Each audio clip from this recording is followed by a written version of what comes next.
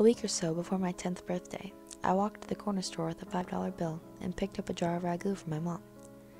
On my way home, a man I'd never seen before fell in step with me and began talking. "Hi," he said cheerfully. "My name is Dr. Ramsey.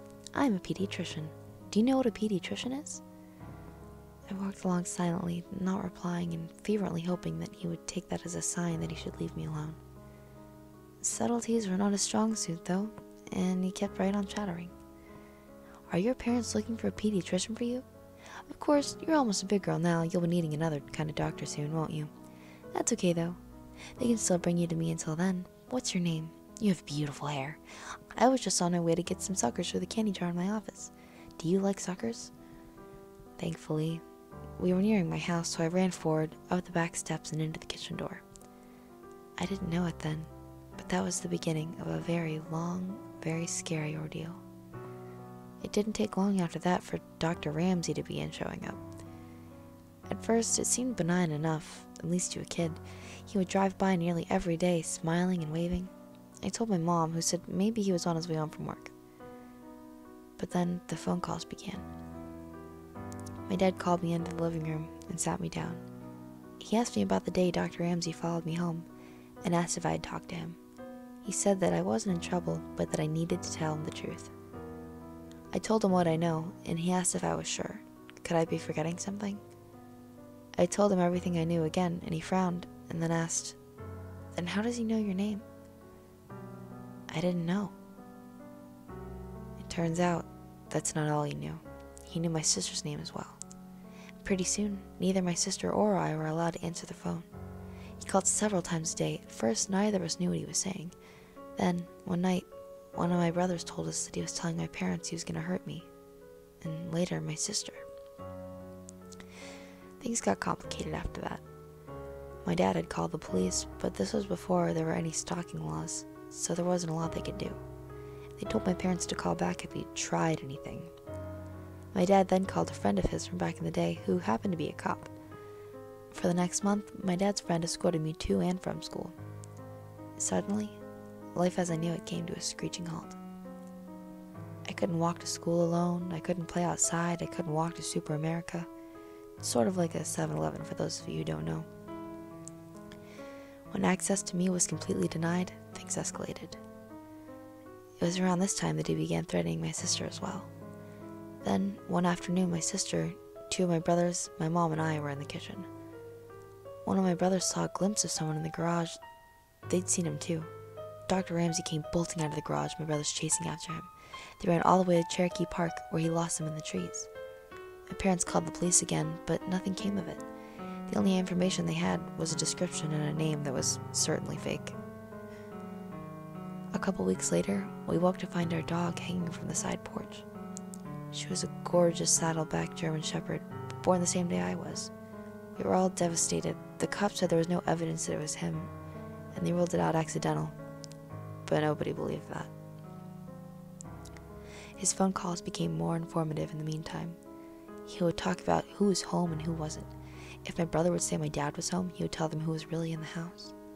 He would also talk about the house itself, about how the window in the kitchen could easily open with a knife from the outside, even if it was locked, and about the French doors that connected to the living room from the side porch, and how the lock could be finagled from the outside if you jiggled it just right.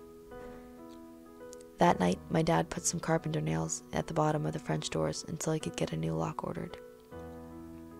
My parents had to go to a company event for my dad's work.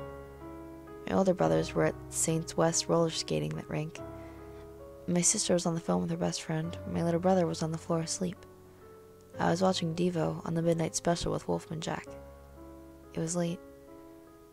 Suddenly, the top of the French doors swung inward, and in the few milliseconds before the nails in the bottom caused them to snap back, I could see a silhouette. My sister whipped the phone to the television, and we ran upstairs. About halfway up, we realized that our little brother was still asleep on the living room floor. As quietly as we could, we slipped back down the stairs to get him.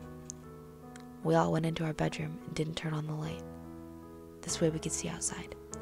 We watched out the window for a while, and when we didn't find him, we crept down the hall to our brother's room to look. We looked down, and all we could see was someone standing at the back door. He knocked loudly. "What do you want?" My sister called out the window. He stepped back and said, "Is this the Mercy residence? I have a pizza for delivery. Can you come to the door?" She scoffed at him, declaring that she wasn't stupid. She could see he didn't have a pizza, and she was calling the cops. He left. A short while later, my brothers returned home. We told them what had happened, and they walked around the yard watching for him. They came back in, and things settled down. By now, we'd pretty much given up on calling the cops because it never really helped, so we just went back in, each of us, except my youngest brother, of course, still asleep, carrying a knife from the kitchen, just in case. Eventually, one of my brothers went into the kitchen to get a bowl of cereal as a snack. You know that sensation you get when you can just feel someone watching you? Yeah, he had that in spades. He kept looking around the kitchen, through the doorway into the dining room or the windows. He didn't see anything, but he could feel eyes on him, so he went closer to the door to try to see better. The kitchen lights were reflecting on the windows of the door, and had 3 rows of 3 windows, so he still couldn't see. He stepped closer, and then closer again, until he was right up to the door, then cupped his hands on either side of his head so he could see. There, on the other side of the window pane, was Dr. Ramsey, smiling back at him. He turned to yell for my older brothers, and when he looked back again, he was gone. They went out again to look for him, but didn't see him. The next night, we were at the table playing Crazy Eights, and my brother was restless. My sister asked him what was wrong, and he said he always felt like any minute there would be a boom, boom, boom on the door or the window. Almost immediately after he finished his sentence, boom, boom, boom on the window right behind him. In the chaos, the 2 eldest ran out, but he was already gone. A couple of weeks later, I was at school and we were outside on the playground during recess. I was swinging upside down when I saw that now familiar blue Ford Galaxy cruising by, moving slowly. There he was, smiling and waving. He called my name and I ran to the teacher and told her. The school had been told all about him, and she took me inside right away and called my mom. That same day, my mom had gotten a call from the school office asking her to verify that my dad was picking me up, as he called to say he was on his way. He wasn't. Not long after that, I woke up one night thirsty. I went down to the kitchen for a drink, and there, sitting alone in the dark, was my dad. On the kitchen table, a gun. He was tired of the police waiting until Dr. Ramsey tried something.